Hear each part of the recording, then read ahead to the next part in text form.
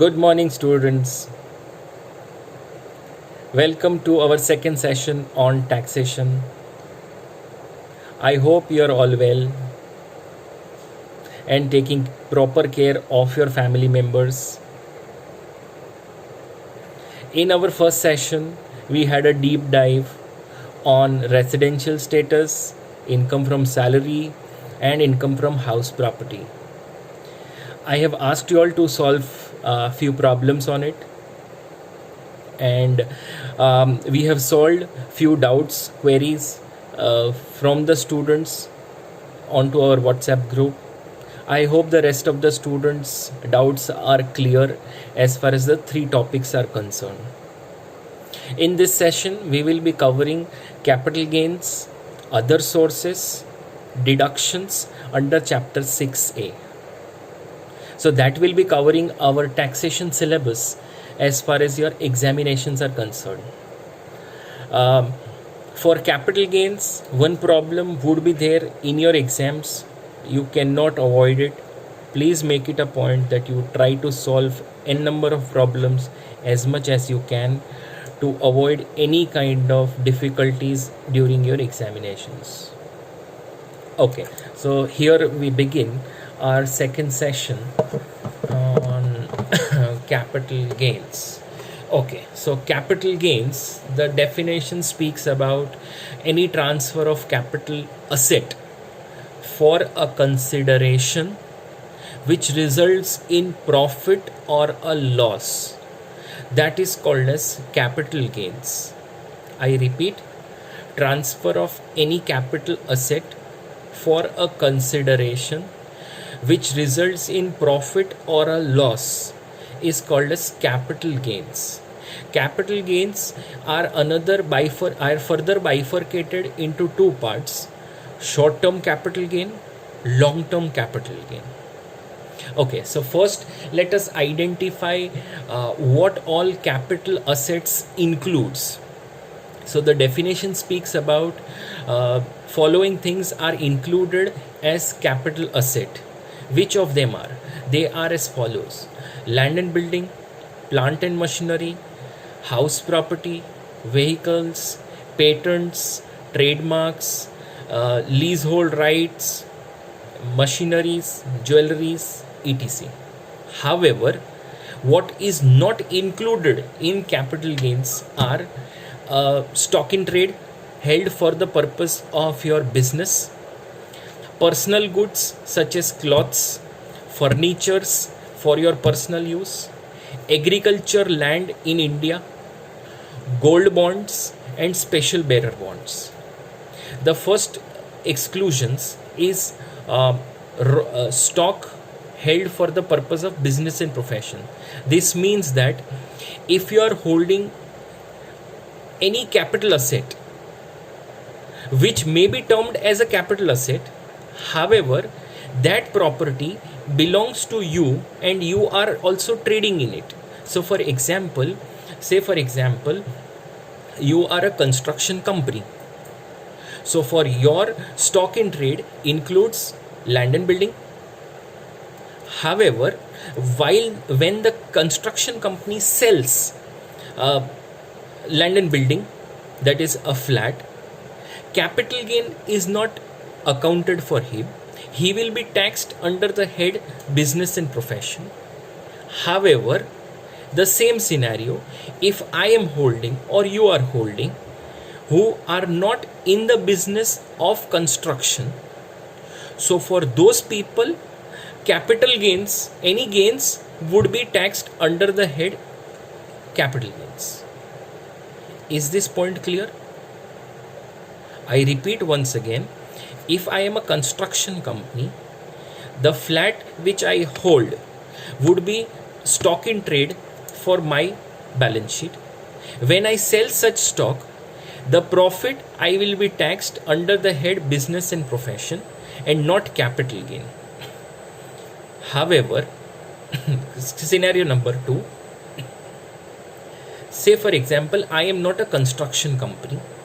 I am having a house property. I am selling that house property.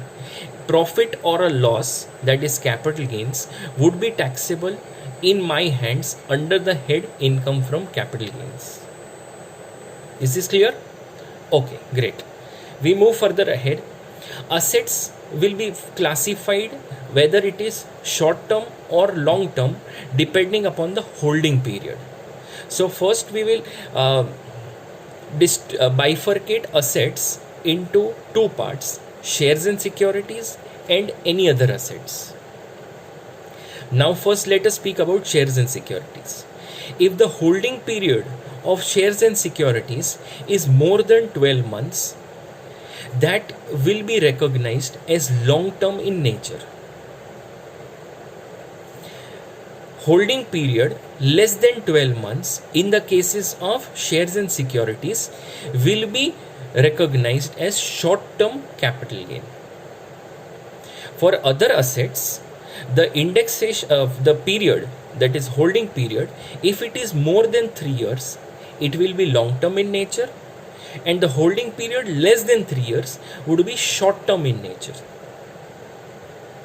Now we'll go ahead and go for the formats for long term and short term capital gain. First, let us go through the format for short term capital gain. It will be full value of consideration less expenses for sale, less cost of acquisition, less cost of improvement. That would be gross short term capital gain, less deductions. There are few, we will discuss it later on. That would be net short term capital gain. Now let us go through the long term capital gain format. It is full value of consideration less expenses for sale, less indexed cost of acquisition, less indexed cost of improvement. That is gross long term capital gain, less deductions. There are few. That would be your net long term capital gain.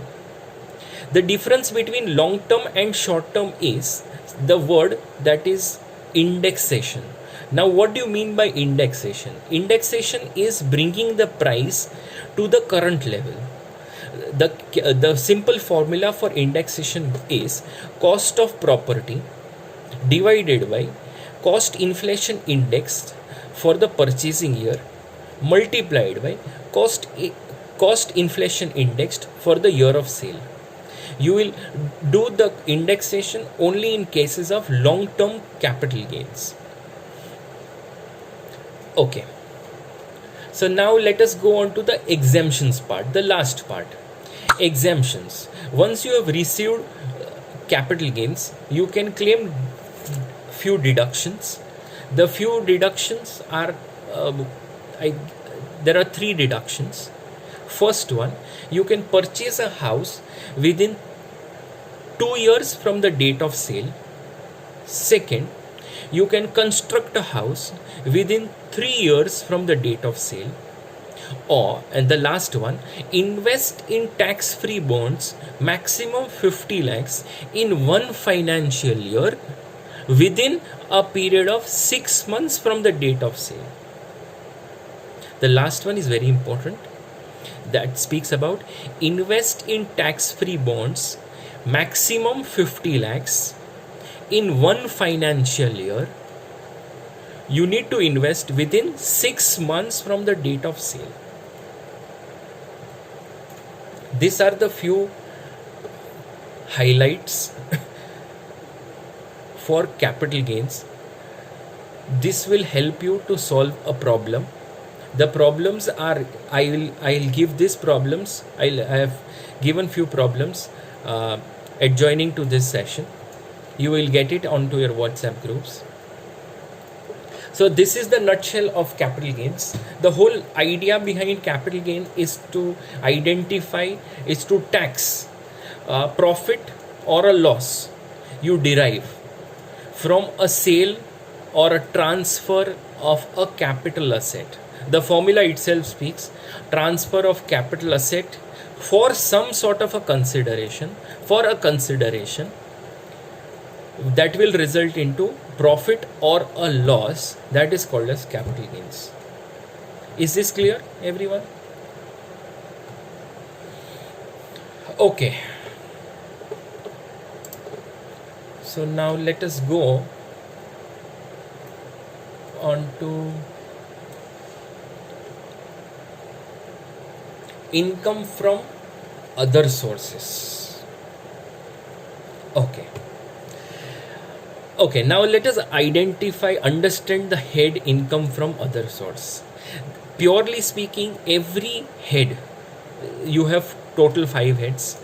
The 4 heads are income from salary, where you receive any money in form from an employer-employee relation, that will be income from salary. Second would be income from house property, rent received from your house property, that would be let out property or SOP. Third would be business and profession, profits would be taxed. Fourth would be capital gains, long term or short term in nature, gains would be taxable. The last one, that is income from other source, that would be generally a residue in nature, residuary in nature. So if the income head does not go anywhere, it would be taxed under the head income from other source. Okay, the few of the highlights of income from other source are as follows. First would be dividend income. Dividend income from Indian companies are exempt.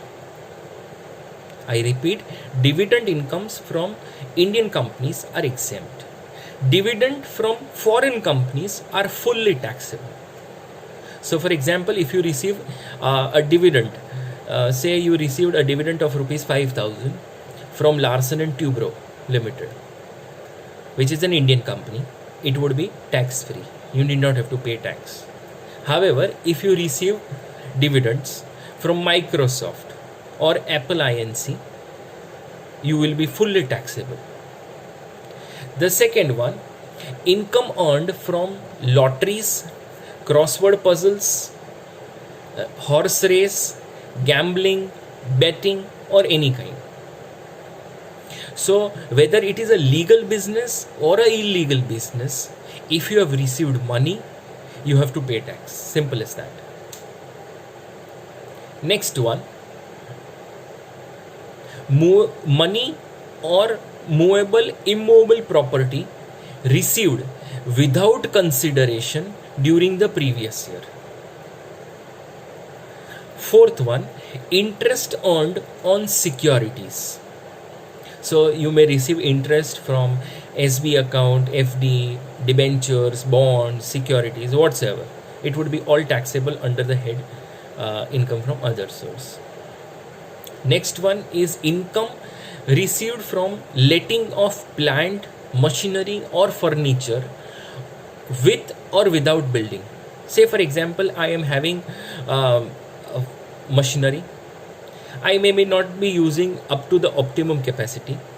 So for example, I let out the machinery for use to some person for 2 hours and I received some money. That money would be taxable under the head income from other source. Is this clear? Okay. There are one more deduction available, that is in cases of family pension.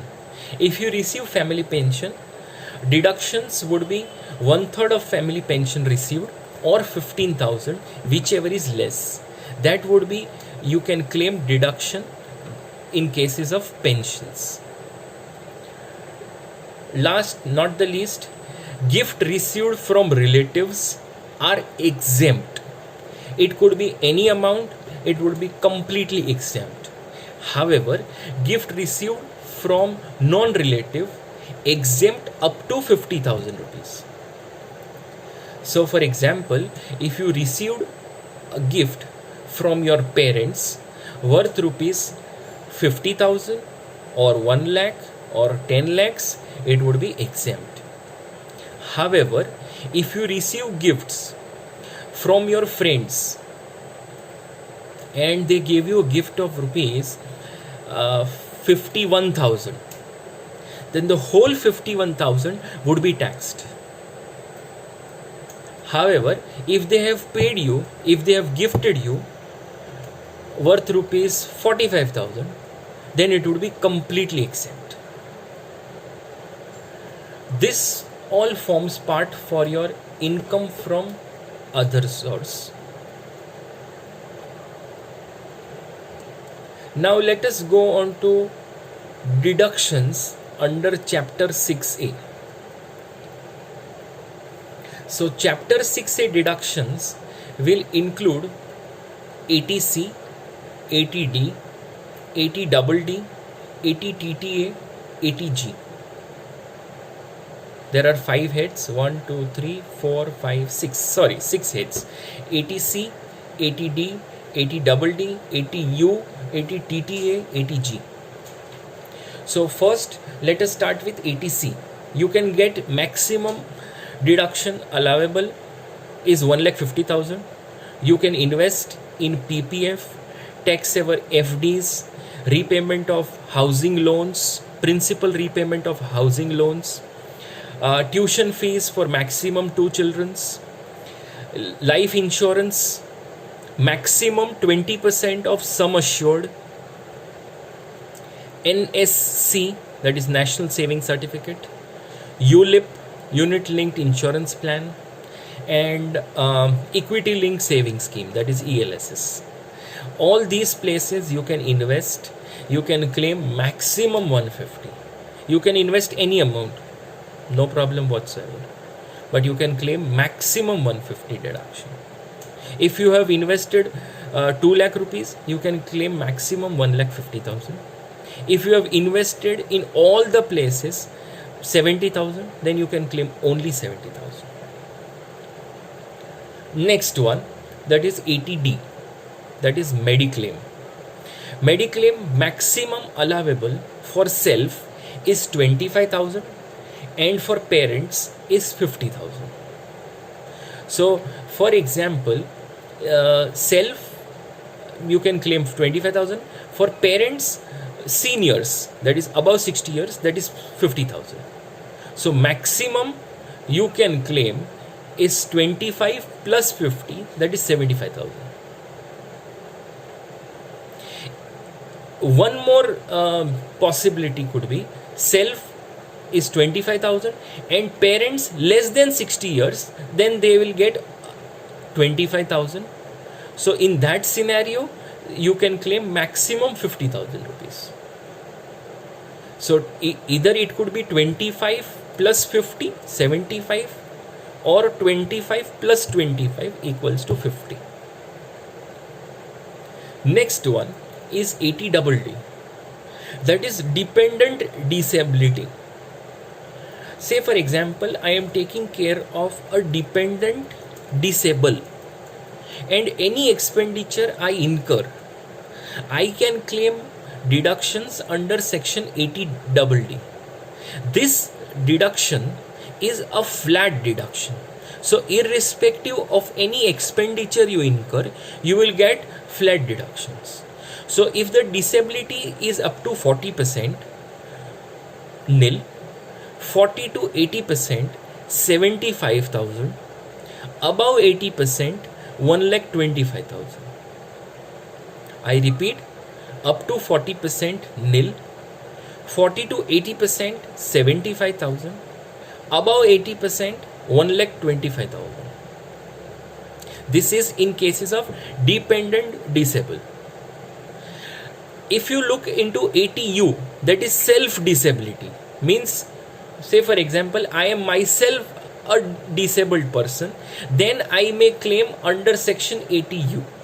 A person who is a disabled may either claim under section ATU, or the dependent person would be claiming under section ATDD, but any one person could claim the deduction.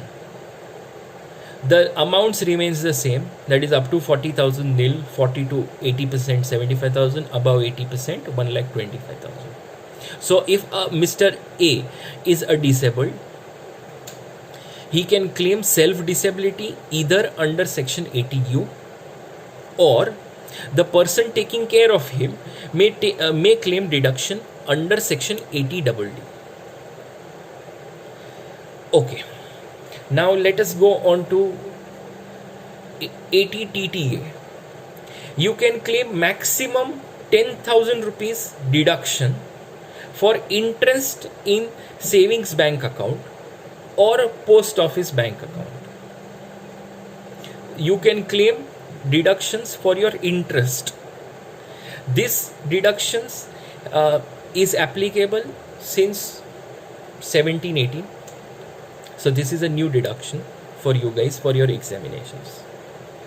For as far as 80G is concerned, the last deduction, you can claim full deduction, that is 100%.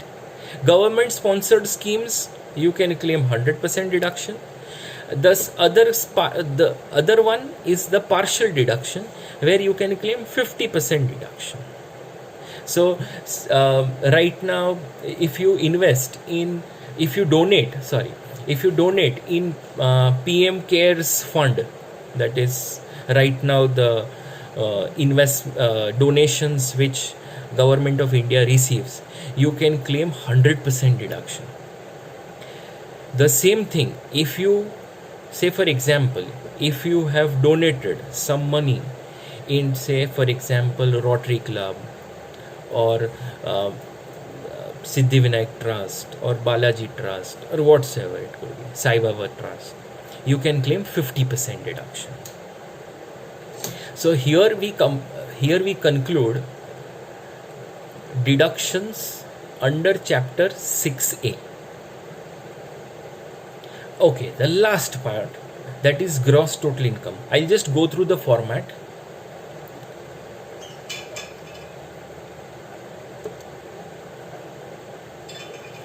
Particulars, schedule, amount. Schedule number 1, income from salary. Schedule number 2, income from house property. Schedule number 3, income from business and business and profession. Schedule number 4, income from capital gains. Schedule number 5, income from other source. That would be your gross total income. Less deductions under section 6A, that I guess that would be schedule number 6. That will give you the answer, that is net taxable income, on which you will pay tax as per the income tax slabs. This format is compulsory for first question in your exam, would be for 25 marks. So for 25 marks or 15 marks, this format is compulsory. Am I clear? Okay. Okay, so what else is left? Okay, I'll give a few problems, homework problems to you. I hope to solve doubts, as many doubts as you can, onto your WhatsApp group. I hope you are studying and revise it again and again. Okay, so I'll take your leave now. Bye bye. Take care.